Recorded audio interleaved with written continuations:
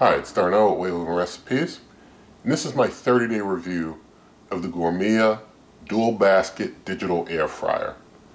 Now, if you have not already seen it, please do be sure to see the initial review where I do probably everything some of you, if you are not used to this channel, everything you're probably looking for is probably in the initial review, which is the test cooks, the measurements, the show you how to use it, and all that stuff, comparison side by side with other cookers and so on, are all in that initial review. Here I do a 30-day follow-up. You're not going to see any cooks in this video. You're not going to see any testing in this video. You're going to see me talking. So if that's not what you want, you want to find that initial review right here on this channel, along with reviews of over 70 other cookers, over 800 other videos. But you can go into a search bar on the platform of your choice and you can search for the cooker and Wave Oven Recipes and it should come up. So basically you want to look at that for a lot of what a lot of people are looking for to learn about how to use a cooker like this or to see how it performs. And there's other video that's out and be out as far as use of this cooker as well, so you can check that out. But in that video I do very lengthy, long, detailed review. This is a 30-day follow-up where I talk to you about my thoughts, impressions, what I think about things, talk about my comparisons and whatnot with other things, just so you understand where I stand with this cooker. So I basically wanted to say that generally speaking, this is a good dual basket air fryer as far as dual basket air fryers go. It's a good one, and it gives a lot of room for cooking very large baskets. It's a decent dual basket air fryer. That's the general overview here. Now, one thing that I do like about the cooker, in particular this one, compared with some other dual basket air fryers, is that the handles, when you pull them out, they can kind of rest. Even when they're out, they can kind of rest on your countertop, and the bottom of the handle doesn't get very hot, so you can kind of like pull it out, let that handle kind of rest on your countertop, and it's not going to like burn your countertop or anything, because that bottom of that door, the bottom of the door for the air fry basket doesn't get very hot. I like that you're able to do that. Some dual basket air fryers, like when you pull the basket out, you don't want to pull it out too far, you got to be careful and such. Gourmia put, in my opinion, a lot of thought into the design of this cooker, and I think they did a good job in that regard. Now, with that said, they offer maximum flexibility, in my opinion, as far as the user interface. You're able to decide when you want to have the turn reminder or not, when to have a preheat or not. Those types of things and those options are very nice to have. It makes things very flexible, makes the cooker very easy to use once you know how to use all the settings, which I fully detail in the initial review. Now, this 2-basket air fryer, like the vast majority of others, when it's cooking with 2 baskets, it doesn't cook things as quickly as it does with 1 basket. When it's cooking with 1 basket, it's able to get things up to temp very quickly. When it's doing 2 baskets, distributing the heat across 2 baskets, it takes a few minutes longer to get up to temp and to cook things. So basically, when you're cooking with 2 baskets, you've got to accommodate some extra time for things to cook the way you want than you would with 1 basket. And that is something that you would have to feel out in time with the cooker. But it takes a few minutes more to get both baskets up to temp. If like you're going up to the max temp or something, it takes a few minutes more when you're doing 2 baskets. Once things are up to temp on both sides, then sure, it's great. But in the initial review, I show how things do with the whole preheat and whatnot.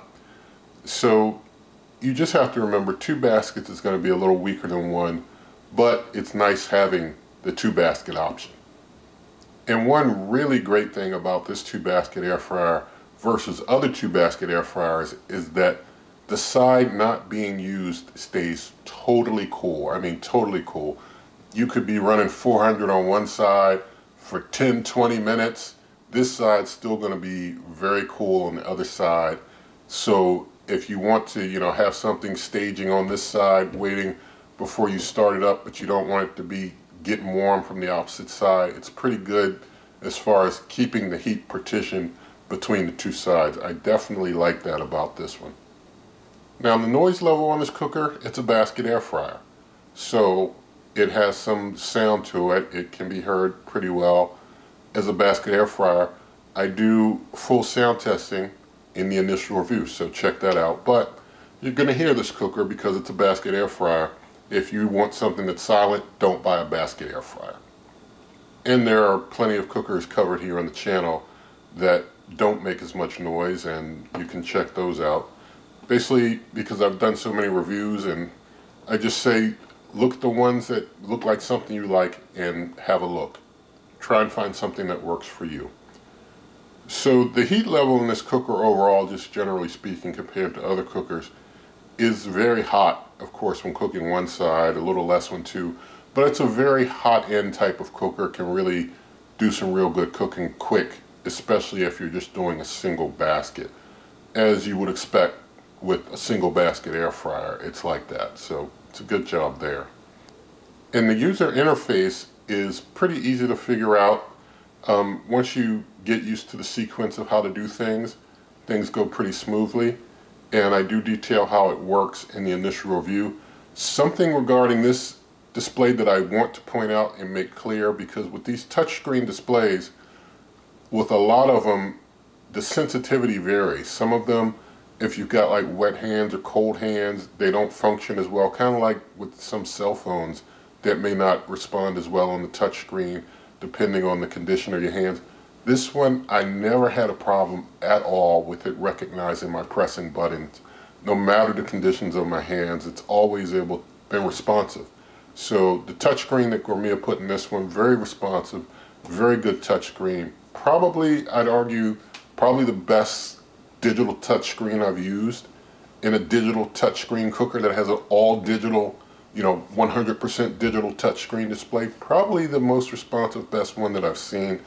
Some of the others I wouldn't say that as much about, but you can check the 30-day review for those, where I give my thoughts and impressions on those other ones. As far as smoke with this cooker, I did experience a little smoke with this one. It wasn't able to always hold in the smoke really well. When I did things like air frying wings, I had some smoke coming out. It wasn't like enough to disturb the smoke detectors or anything, but there was a little bit of smoke that came out. So that's just something to be aware of. It, depending on what you're cooking, you might get a little bit of smoke action. But as I said, it was never anything that was too much of a problem for me. So I wouldn't say that it's a real problem with smoke, but it's just something when you're cooking something that may smoke, you want to keep an eye on things. Now I'm going to talk about the different functions that I use with the cooker. Air fry. The air fry function works well. Great basket air fryer. Bake. The bake function, it's a basket air fryer. Bake works well if you don't mind the tops being over browned on your stuff. It can bake, but your top's going to get overdone. So if you're going to bake like a cake in like a ramekin or something that'll fit in a basket, then you probably want to be prepared to flip that cake over. Like the bottom, really the top's going to get over brown, so you want that to be your bottom after cooking. Flip that thing over so that that top is actually the bottom, so that that bottom that didn't get over browned is your top. So that's really more your presentable side, and the bottom side is like a browned over bottom, and nobody will really mind, if you find containers that are able to fit into these baskets. I give full measurements in the initial review. Now, talking about roast function works well, keeps things juicy while roasting things good. Broil works real good. Dehydrate I didn't use. Reheat definitely works well, and I don't use a microwave, so anything I was reheating was going in here being reheated, worked out well. The keep warm I didn't use, but I suppose that it can keep warm. Wanted to talk about cleaning. So it's easy to clean. I talk more about how to clean in the initial review, but it's easy to clean, and everything has a non-stick surface. I just want to show you the inside of the basket just to show you that nothing, nothing sticks inside of there or here. And for you who always get worried about things going up into the fan, no, fan's blowing air down. Nothing ever got sucked up into my fan. So all good as far as being easy to clean. However, of course, there is a health concern when it comes to these non-stick coatings of all types. But I'm not going to elaborate on that much here. I've mentioned, for you who don't know, check out the documentary, The Devil We Know. I'm not saying that was used, any of those things were used in this product, but I'm just saying educate yourself and then you make your own decisions. If it were up to me, they'd all be stainless, high-grade stainless steel inside, and that's it, but that's me.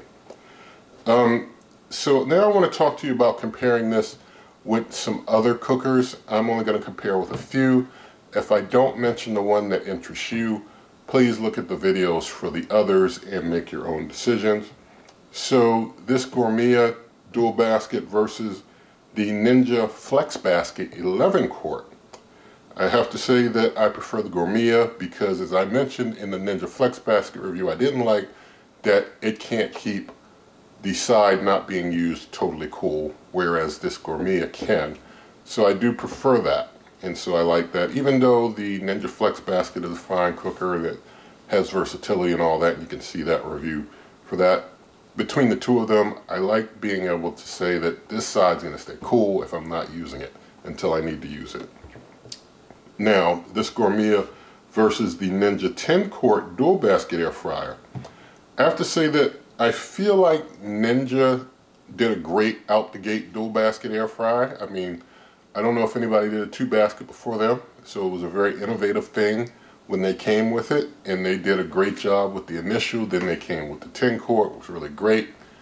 But Gourmia, coming later in the game, has seen what Ninja put out, and I think that they improved on it with this one, which has more versatility and functions and features.